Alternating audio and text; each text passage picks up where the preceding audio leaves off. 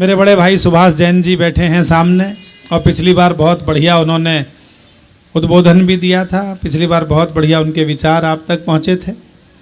ये बच्चा भी देखो, पहले कवि के साथ ही इसमें भी तरंग आनी शुरू हो गई है।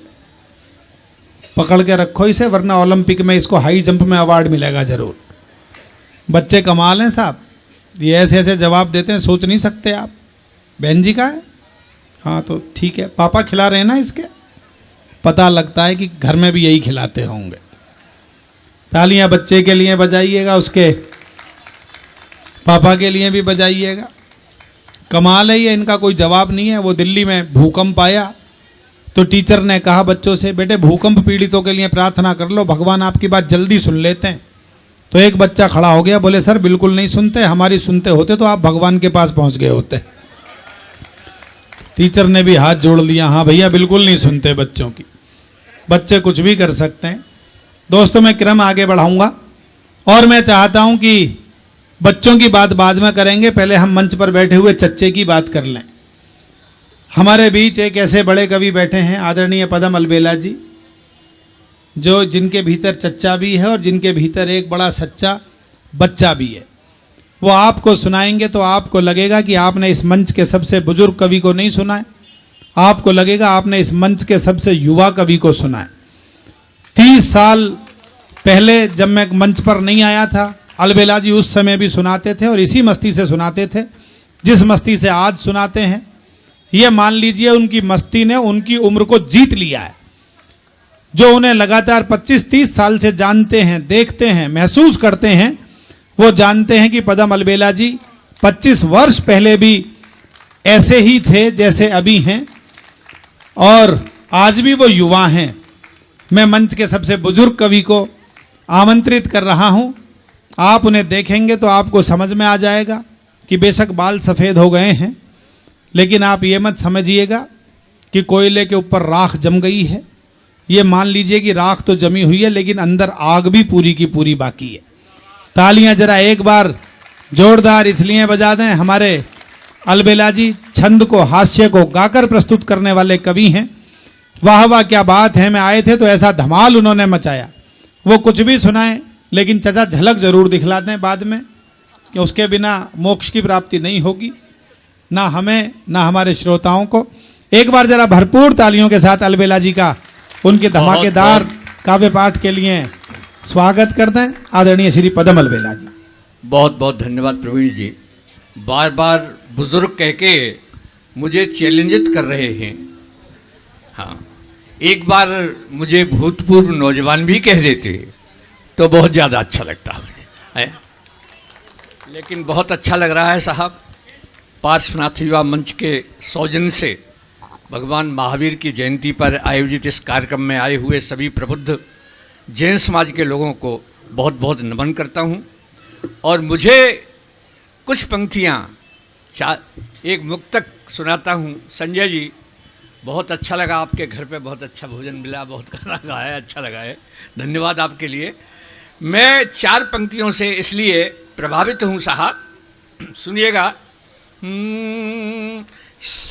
क्या है जैन धर्म में, मुझे क्या अच्छा लगा। साधना में संजो या हुआ कर्म है, साधना में संजो या हुआ कर्म है, सत्यनिष्ठा भरी भावना मर्म है, सत्यनिष्ठा भरी भावना मर्म है। और देता है जो क्षमा याचना का वचन, ऐसा तो एक बस जैन ही धर्म है। और कोई बहुत अच्छे। मैं तो साहब जब घर से चला हूँ, प्रवीण जी कह रहे अलबेला जी चल दिए, मैंने कहा चल दिया भाई। तो मेरी अलबेली बोली कहाँ जा रहे हो? मैंने आज तो बहुत शानदार कार्यक्रम है लक्ष्मी नगर में, भगवान महावीर की जयंती का बहुत सुंदर कार्यक्रम है, वहाँ जा रहा हूँ। तो तुम जा रहे हो तो एक बात मेरी कह देना। अब मैं तो उसका आज्ञाकारी पति हूँ साहब। इसमें हंसने की बात नहीं है। आप जानती हैं कि पति और पत्नी, पति में छोटी की मात्रा होती है और पत्नी में बड़ी की मात्रा होती है? हस्बैंड, जिसके हंसने पे लग जाए बैंड, वो हस्बैंड होता है साहब। लेकिन पत्नी ने, मेरी अलबेली ने जो कुछ संदेश दिया है आपके लिए, उसको भी जरा सुन लेना और उसको भी तालियों से कह देना कि वो मेरे गांव तक, हाथरस तक ये ताली पहुंच जाए तो मुझे बहुत अच्छा लगेगा साहब। घर से लक्ष्मी नगर, घर से लक्ष्मी नगर आए बेकुंजो तैयार भयो, ये ब्रज से आया हूँ। घर से लक्ष्मी नगर आए बेकुंजो तैयार भयो, बोली अलबेली पिया मेरी सुन जइयो जी। अरे मेरी बोल का कह रही है कि मेरी ओर तेहू, मेरी ओर तेहू भगवान महावीर जी को आप बड़ी श्रद्धा ते नमन करे आइयो जी।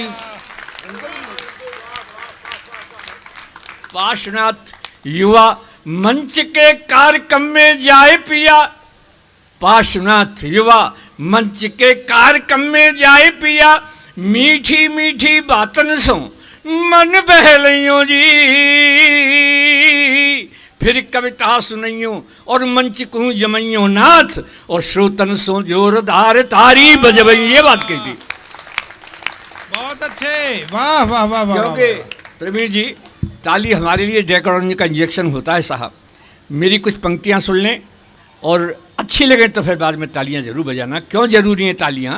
कि राजयोगी ध्यान में, राजयोगी ध्यान में जो चन्ना आसमान में, जैसे सोहे पान में लौंग और उछालियां, और तीरनियों कमान में और गोरियों गुमान में, जैसे सोहे कान में बुंदे और उबालियां, जैसे सोहे कान में बुंदे और उबालियां, के गीत सुर ताल में रंग जो गुलाल में, और जैसे ससुराल में अच्छी लगे।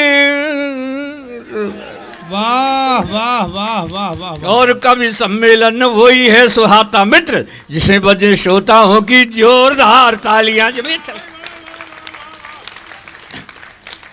बार बार बुजुर्ग कहते हैं प्रवीण जी, किसको पता है किसकी कितनी उम्र पड़ी है, वाह, किसको पता है किसकी कितनी उम्र पड़ी है।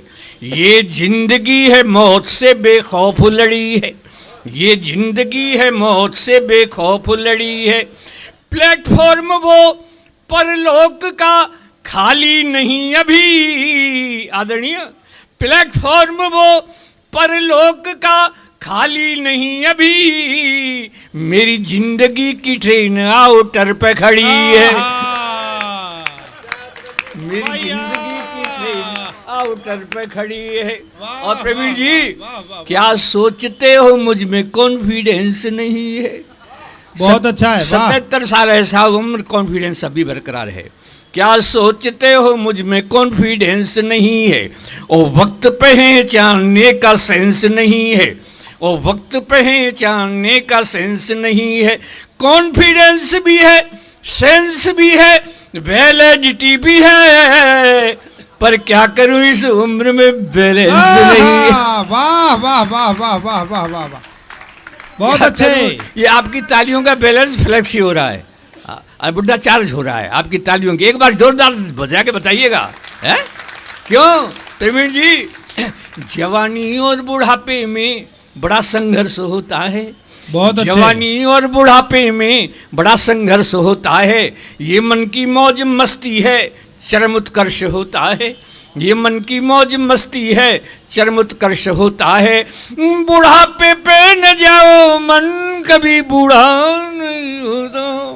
क्या बात है, वाह वाह वाह। बुढ़ापे पे न जाओ, मन कभी बूढ़ा नहीं होता। बुढ़ापे का दीवानापन बड़ा डेंजरस होता है।